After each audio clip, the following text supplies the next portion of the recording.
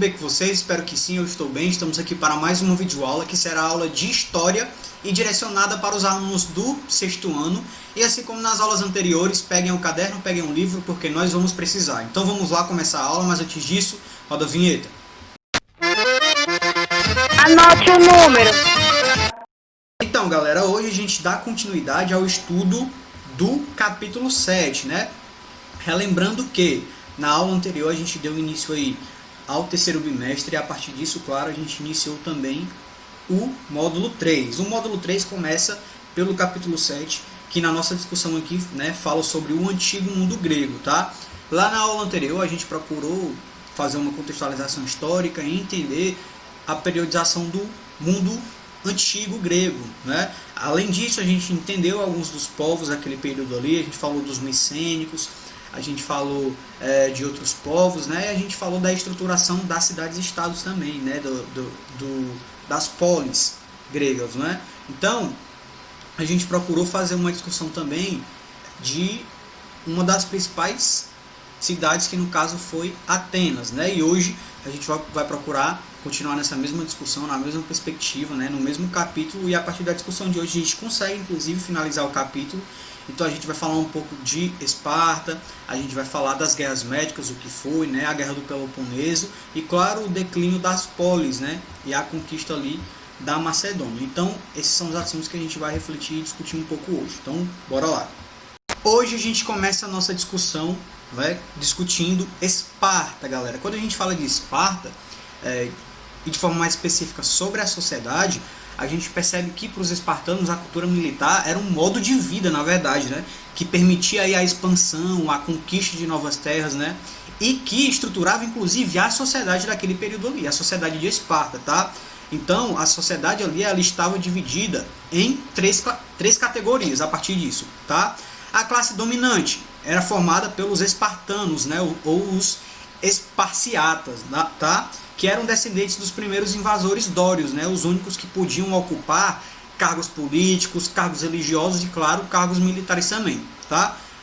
Além disso, existiam os ilotas, né? Que eram os descendentes dos povos derrotados e servos dos espartanos, certo? Mais diretamente, né? Mais diferentemente do que ocorria em Atenas, os ilotas de Esparta eles não podiam ser vendidos ou comprados, tá? Pois pertenciam ao Estado, que os colocava à disposição dos cidadãos, certo? Os estrangeiros livres, chamados de períecos, habitavam principalmente os arredores da cidade, né? Os períecos, eles se dedicavam à agricultura, ao comércio, ao artesanato, né? Tarefas que eram desprezadas pelos espartanos e também não possuíam direitos políticos, tá? E o papel da mulher, galera?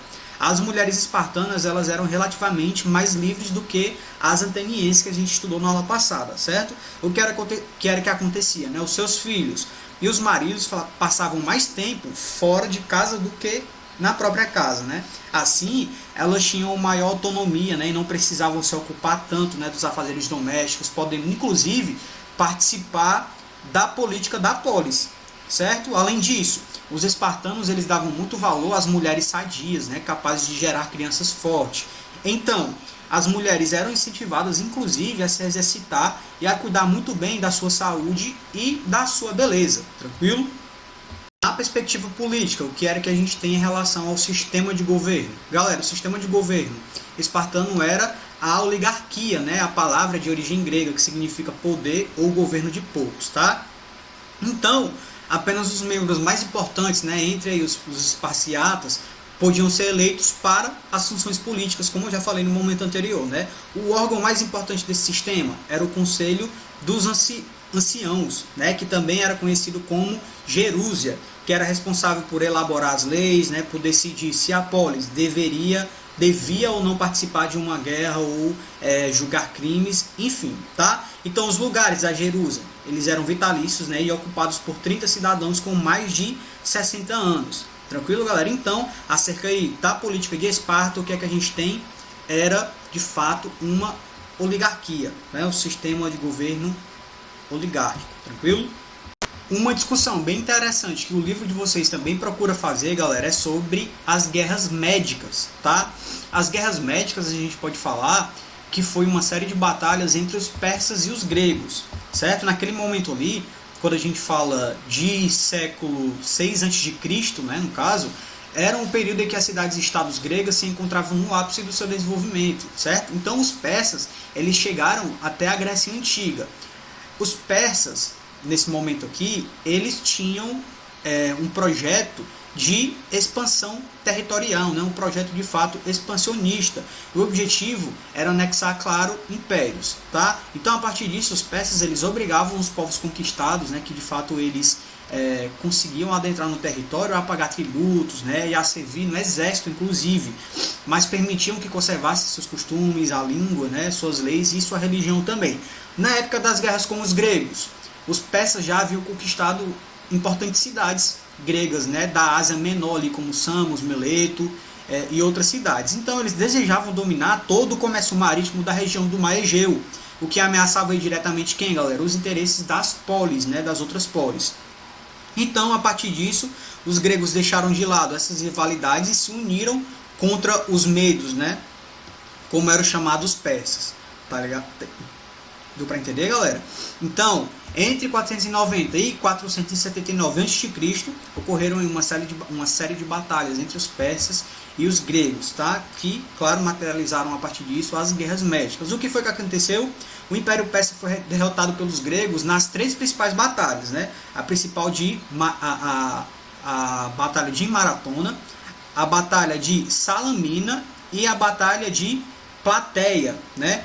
Com isso, os persas eles desistiram de conquistar a Grécia e assinaram um tratado de paz com os gregos, certo, galera? As guerras médicas tiveram aí 2 consequências principais, né, para o antigo mundo grego. A primeira foi de que as cidades-estados localizadas na ilha do Mar Egeu, né, e no litoral da Ásia Menor para a se sentir inseguras, com medo principalmente dos ataques dos persas, tá? Então, assim, para se protegerem, claro, né, eles se uniram em um acordo de ajuda mútua e se comprometeram, né, a doar navios, armas, suprimentos e dinheiro para um tesouro comum que seria utilizado na ajuda às cidades caso, claro, ocorresse novas invasões persas. O que a gente percebe é que houve aí um acordo entre os governos, né, entre aí as polis. Houve um acordo entre as polis para se juntarem contra os persas. Tranquilo, galera? Então, essa união ficou conhecida como Confederação de Delos. Tranquilo? Um outro conflito bastante conhecido foi a Guerra do Peloponeso. A Guerra do Peloponeso, gente, foi a primeira guerra, né, a primeira grande guerra aí narrada por testemunho ocular, viu? Foi o historiador ateniense Tucídides que narrou o conflito em um livro, né, que o livro foi um livro que ficou conhecido como História da Guerra do Peloponeso, certo? Ele nunca terminou a obra de fato, mas os seus relatos, claro, ajudaram bastante os historiadores a compreender melhor esse conflito, né, que envolveu a maioria das cidades-estados da Grécia, tá? De um lado, o conflito sobre a liderança de Atenas estava a Confederação dos Delfos, né, e de outro, sobre a liderança de Esparta, que era, no caso, que estava vinculado à Liga do Peloponeso, tá? Então o conflito ele começou em razão de uma disputa comercial entre Atenas e Corinto, que era aliado de Esparta, certo? Então muitos historiadores, no entanto, vão afirmar que a principal causa da guerra foi o interesse de Esparta e de seus aliados, claro, em diminuir a força de Atenas, né, que estava se tornando um verdadeiro império no Mar Egeu, né, depois da guerra contra os persas naquele momento anterior, tá? Então para Tucídides, né, o motivo principal da Guerra do Peloponeso foi a preocupação dos espartanos em relação à expansão do conceito de democracia, que foi estruturado por Atenas, inclusive, né? Então, segundo o historiador, a Guerra do Peloponeso era a guerra entre os diferentes regimes políticos de Atenas e de Esparta, né? O que era que a gente tinha em Atenas e nas cidades sob a sua influência, claro. Os regimes democráticos prevaleciam, né? Mesmo enfrentando a oposição dos aristocratas locais, né? Em contrapartida, o que era que a gente tinha? A oligarquia espartana tinha um receio de que as ideias democráticas se espalhassem e chegassem nos ilotas, né, que eram a maioria da população, no caso. Então existe essa preocupação e o conflito ele foi estruturado a partir dessas perspectivas políticos ideológicas, né? Os primeiros anos da Guerra do Peloponeso foram marcados por perdas e vitórias dos dois lados, claro, e Atenas, né, e suas cidades parceiras obtiveram diversas vitórias, principalmente pela via marítima, né? Ou seja, a gente percebe que Atenas, na perspectiva marítima aí, era privilegiada, né? Conseguia a maioria das vitórias. Então a Confederação de Delos, que destruiu aí várias cidades e portos na costa da península do Peloponeso, é uma perspectiva a ser analisada também, tranquilo? Então, quando a gente fala da via terrestre, o exército espartano, de fato, e dos seus aliados destruíam tudo o que encontravam na região da Ática, né? Ou seja, pela via terrestre, os espartanos eles eram mais privilegiados, eles destruíam plantações, criações de animais, vilarejos, né? Então, dessa forma aí, muitas famílias camponesas acabaram fugindo da guerra na Ática e foram se proteger na cidade amuralhada de Atenas, né? Então, com isso, Atenas passou por uma crise de superpopulação, galera, que ficou agravada, né, por uma grande epidemia que se espalhou pela cidade. Então, 1/3 da população ficou doente e morreu, incluindo Péricles, né, um dos principais estrategistas de Atenas. A partir da morte de Péricles, mudou o equilíbrio militar da guerra. Os atenienses eles cometeram erros, né, e sofreram perdas muito grandes de homens e navios também. Então, Atenas se tornou enfraquecida e foi cercada por seus inimigos e aceitou a derrota e se rendeu, né? Ou seja, suas muralhas foram destruídas, a Confederação de Delos foi desfeita e o governo democrático foi substituído por uma oligarquia apoiada por Esparta, é claro. Essa oligarquia ficou conhecida como o governo dos 30 tiranos, né? Então, com o fim da guerra, Esparta se tornou a maior potência grega nesse momento aí, né? Agora Esparta de fato estava no poder. Mas isso, claro, não garantiu a paz por muito tempo na Grécia. O que é que a gente tem? Tebas, que era uma cidade-estado que ficava localizada próximo de Corinto, que havia inclusive prosperado depois do fim da Guerra do Peloponeso, entrou em guerra contra Esparta e saiu vitoriosa. Olha aí, ó. Então, desse modo, nem Esparta, nem Atenas, tinha o poder, né? Agora Tebas assumiu aí a posição de polis mais poderosa da Grécia. Porém, isso também não durou muito tempo, né? Porque a partir desse momento se iniciaram aí intensos conflitos entre as cidades e estados, né? Pela hegemonia sobre a Grécia.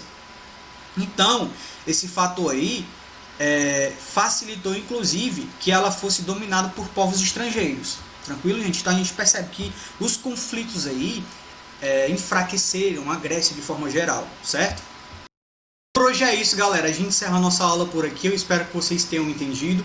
E claro, se surgir alguma dúvida, vocês podem entrar em contato comigo pelas redes. A gente tem o nosso Google Meet, né, onde a gente pode tirar essas dúvidas e ampliar as discussões, tranquilo? Então é isso, até a próxima aula. Um forte abraço e continue estudando. Valeu!